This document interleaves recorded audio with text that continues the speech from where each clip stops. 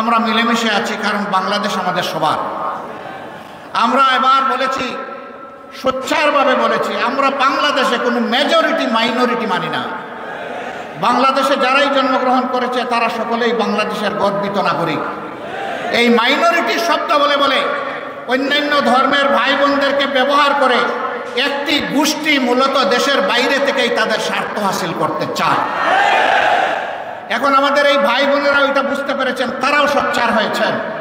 আপনারা দেখেছেন ভারতীয় হলুদ মিডিয়া যখন বাংলাদেশের বিরুদ্ধে নিকৃষ্ট যুদ্ধ শুরু করেছে, মিথ্যা তথ্য ছড়াচ্ছে, তখন জগন্নাথ হল থেকে আমাদের হিন্দু ছেলেমেয়েরা বের হয়ে তার প্রতিবাদ করেছে।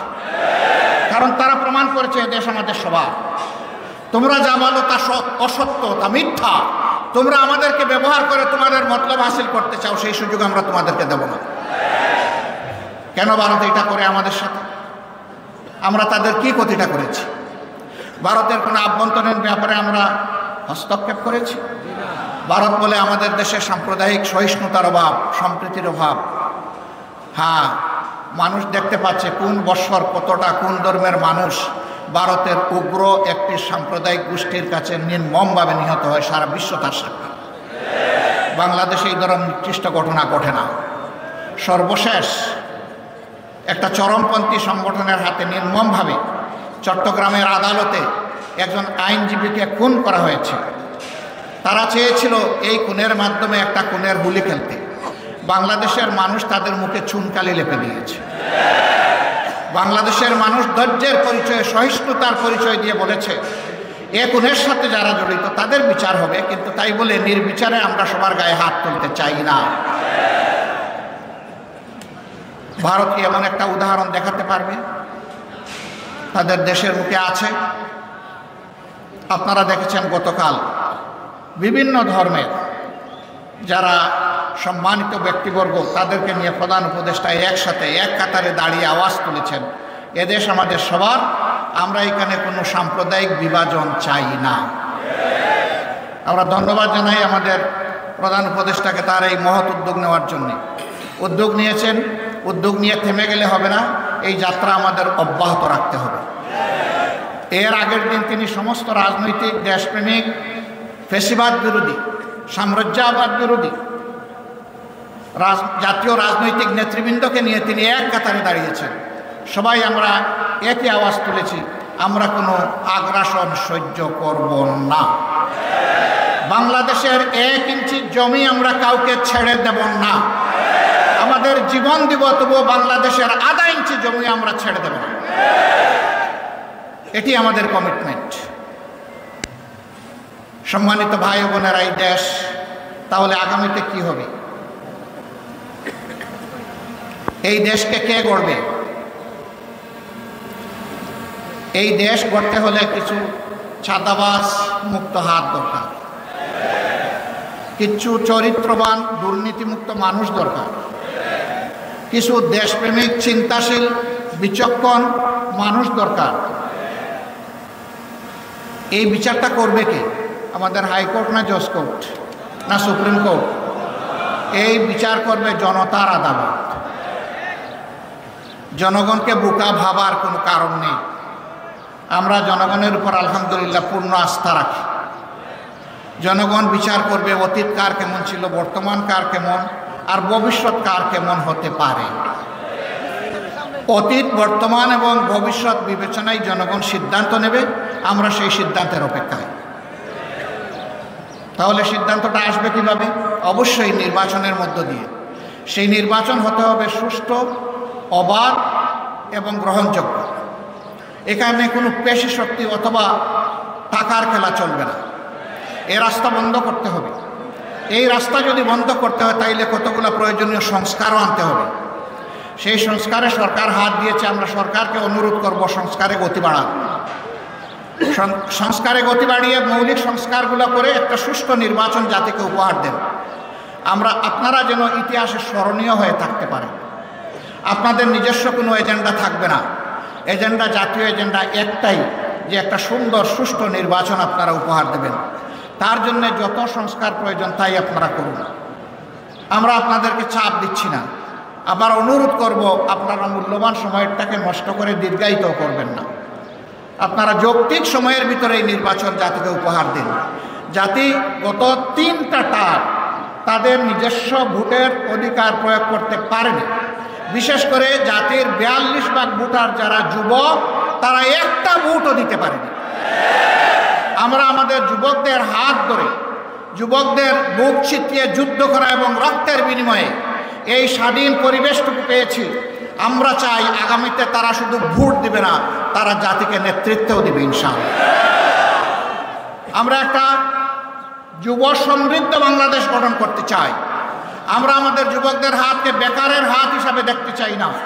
আমরা আমাদের যুবকদের হাতকে উন্নয়নের হাত হিসাবে দেখতে চাই, কর্মীর হাত হিসাবে দেখতে চাই, দেশপ্রেমিকের হাত হিসাবে দেখতে চাই, জনতার পাশে দাঁড়ানো হিমালয় পর্বতের মতো শক্তি হিসাবে দেখতে চাই।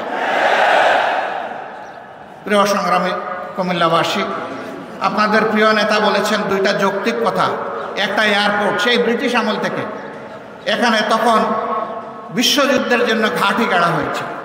এইরকম ঘাঁটি যারা সবগুলোই কিন্তু এয়ারপোর্ট হয়ে গেছে 2টো ছাড়া, একটা কুমিল্লা আর একটা শমশাননগর। অতটা জরুরি নয় আর একটা এয়ারপোর্ট করা, কারণ সিলেট একটা এয়ারপোর্ট আছে, কিন্তু কুমিল্লা তো অনেকগুলা জেলার কেন্দ্রস্থল। এটা খুবই যৌক্তিক দাবি। এই দাবি আমরা শতভাগ সমর্থন করি। প্রধান উপদেষ্টার নেতৃত্বে বর্তমান সরকারকে অনুরোধ করব, আপনারা বিভাগ, আপনারা বিভাগ পাইলেন না, আপনাদের কপালের দোষ।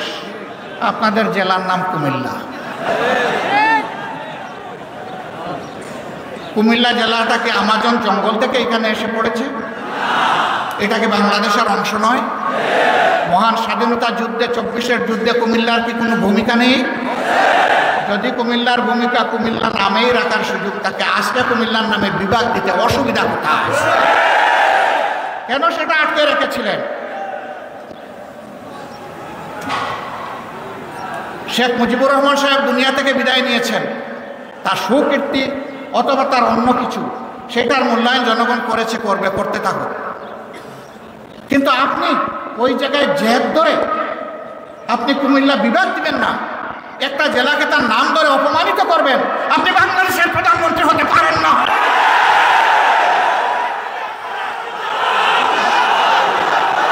বাংলাদেশের যিনি প্রধানমন্ত্রী হবেন, তাকে বাংলাদেশের প্রতি ইঞ্চি জমিকে সম্মান করতে হবে।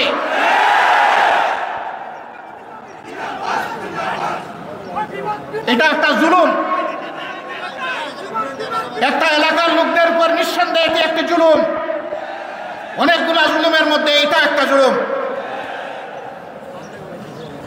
আমরা বর্তমান সরকারকে অনুরোধ করব, তার তো সব কিছুই রেডি আছে, আপনারা মেহেরবানি করে তাদের এই হক পাওনাটা কুমিল্লাবাসীকে দিয়ে দেন। নামের জন্য কুমিল্লাবাসী যুদ্ধ করে নাই, বলে নাই সুরমা নদীর নামে করেন, কুশিয়ারার নামে করেন, তিতাসের নামে করেন, এটার নামে করেন, ওটার নামে করেন। কুমিল্লাবাসী এটা বলেন নাই। কুমিল্লাবাসী বলেছে আমাদের নামেই, আমাদের পরিচয়, আমাদের বিভাগটা দিয়ে দেন। এমনকি বৃহত্তর নোয়াখালীর লোকেরা বলেন নাই যে লক্ষ্মীপুরের নামে দেন বিভাগ, তারা বলে নাই যে আপনারা নোয়াখালীর নামে দেন, ফেনীর নামে দেন, তাও তারা বলে নাই। তাহলে তারা যদি কেউ না বলে কুমিল্লার নামে বিভাগ হবে না কেন?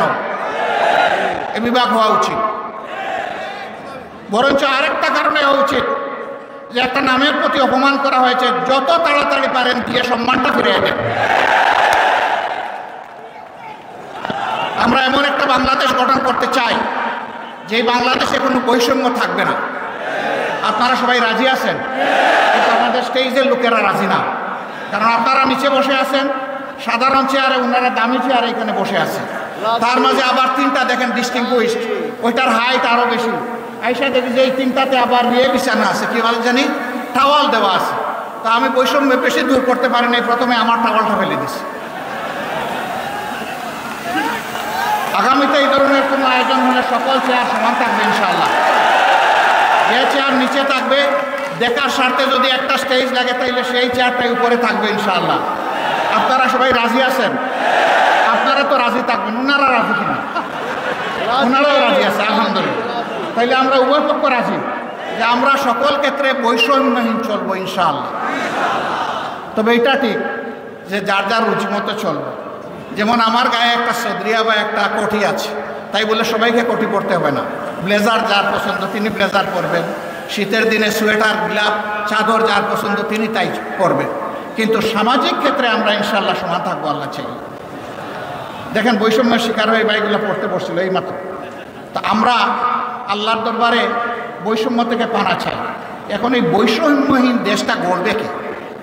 প্রধানমন্ত্রী হলেই আমার বাড়ি যে জায়গায় বন্যার স্রোত, উন্নয়নের স্রোত চলে যাবে সে জায়গায়। সারা বাংলাদেশের সম্পদ টেনে টুনে এনে ওখানে ঢুকায় দেওয়া হবে। তাইলে বৈষম্যহীন সমাজ হবে কেমন? যুক্তি হলো যে সাবেক আমলে আমার এলাকা ছিল বঞ্চিত, এখন অতীতের কাজা কাফারা সব আমার আদায় করতে হবে। আমরা কথা দিচ্ছি ইনশাআল্লাহ আল্লাহ তাআলা যদি জনগণের মনে ভালোবাসা আমাদের প্রতি সমর্থন তৈরি করে দেয়, তাহলে আমরা এমন বাংলাদেশ গড়ব যেই বাংলাদেশে প্রধানমন্ত্রীর জেলার আগে অন্য জেলাকে আগে চোখ দিয়ে দেখা হবে ইনশাআল্লাহ। তবে প্রধানমন্ত্রীর জেলাও বঞ্চিত হবে না, তারাও তাদের ন্যায্য অংশ পাবে ইনশাআল্লাহ। কারণ প্রধানমন্ত্রী হওয়ার কারণে ওই জেলাকে বঞ্চিত করার কোনো অধিকার নাই। কিন্তু রাজার হস্ত করে সমস্ত কাঙ্গালের দুন চুরি, ওই চুরি করতে দেব না আমরা। যদি আল্লাহ তাআলা আমাদেরকে এই সুযোগ দেন, আল্লাহ ভালো জানেন, প্রিয় জনগণ তারা বিবেচনায় নেবেন। যদি সুযোগ দেন তাহলে ইনশাআল্লাহ আমরা কথা দিচ্ছি যে আমরা দুর্নীতি করব না, দুর্নীতি হতে দেব না। বলবেন তার কি কোনো প্রমাণ আছে? একটু আছে তো ভাই। 2001 থেকে 6 সাল জামাতে ইসলামের যে দেশপ্রেমিক নেতৃবৃন্দকে খুন করা হয়েছে বিচারিক আদালতে, তারা তো 2-3 মন্ত্রণালয়ের দায়িত্ব পালন করেছেন। বলেন বাংলাদেশের কেউ কোনো দুশ্মনও আমাদের তাদের হাতে একটু দুর্নীতির গন্ধ লাগাইতে পেরেছে? পারে নাই। কেন? একটাই কারণ, তারা আল্লাহকে ভয় করে। আমরাও আশা করব যাদের হাতে আগামীতে দায়িত্ব আসে তারা যেন আল্লাহকে ভয় করে চলে। যদি আল্লাহকে ভয় করে চলে তাহলে আল্লাহর ভয় আর দুর্নীতি দুইটা পাশাপাশি চলতে পারে না। দুর্নীতি তখন দুর্নীতির মৃত্যু হবে এবং সুনীতির জয় হবে ইনশাআল্লাহ। আমাদের শিক্ষা ব্যবস্থাকে একটা কুড়া শিক্ষা ব্যবস্থা বানানো হয়েছে। মাস্টার্স, তারপরে গ্র্যাজুয়েশন, ওইদিকে কামিল, আলেম, ফাজেল, এই সমস্ত ডিগ্রি নিয়ে লোকেরা দুয়ারে দুয়ারে ঘুরে একটা ন্যায্য চাকরি পাওয়ার আশায়। দুইটা কারণে পায় না। একটা কারণ হলো মামু এবং খালার ঠেলায় আর বাসে না। আরেকটা কারণ হলো সে যে সার্টিফিকেটটা নিয়ে এসেছে এইটা তার সার্টিফিকেটের সাথে তার কোয়ালিটি প্রমাণ হয় না। কেন হয় না? দুটি কারণে হয় না। প্রথম শিক্ষা ব্যবস্থা হচ্ছে নৈতিকতাবিহীন শিক্ষা ব্যবস্থা, বুকবাদী শিক্ষা ব্যবস্থা। এই বুকবাদী শিক্ষা ব্যবস্থা তাকে শিখিয়েছে বড় পণ্ডিত হয়ে সূক্ষ্মভাবে কিভাবে রাষ্ট্রের ধন চুরি করতে হবে। 2 নম্বর কারণ হলো চুরিটাও তো ভালো করে শিখবে, গুতা কাশি নিয়ে বের হয়ে গেছে, মানে ওখান থেকে জাগতিক শিক্ষাটাও ভালো নিতে পারে না। এই 2 জায়গাকেই প্রপারলি ডেলে সাজানো হবে যাতে বাংলাদেশের শিক্ষা দুনিয়ার জন্য অনুসরণীয়। এখন আমাদের দেশ থেকে দুনিয়ার বিভিন্ন দেশে লোক যাওয়ার জন্য পাগল হয়ে যায় শিক্ষার জন্য, উচ্চতর শিক্ষার জন্য। কিন্তু আমাদের দেশে লোক আসতে চায় না। কেন চায় না? এই দুর্বল শিক্ষা কেউ নিতে চায় না, এই জন্যই আসতে চায় না। এমন একটা শিক্ষার মডেল তৈরি করতে হবে যে দুনিয়ার মানুষেরাও যেন এখানে শিক্ষা নিতে আসে। এটা ছিল তো, এক আমলে তো ছিল, দুনিয়ার মানুষ তো এখানে আসতো, জাপাইয়া পড়তো, এমনি এমনি তো আসে না। এই দেশের এই অঞ্চলের কোয়ালিটি ছিল, এই জন্যই তো এসেছে। আমার সম্মানিত ভাইরা, আমরা এমন বাংলাদেশ গড়ব যে বাংলাদেশে মসজিদ পাহারার দরকার হবে না, মন্দির, মঠ, চার্চ, প্যাগোডা কোনোটাই পাহারার দরকার পড়বে না। সকল ধর্মের মানুষ তার ধর্ম, তার কর্ম সে তার মতো করে চলবে, সেখানে কেউ হস্তক্ষেপ করার দুঃসাহস দেখাবে না। তবে এটা ঠিক, ধর্মের নামে কেউ অন্যের ধর্মের ব্যাপারে হিংসা এবং বাড়াবাড়িও করবে না। মাঝে মাঝে উস্কাইয়া দেওয়া হয় মানুষের অনুভূতিকে।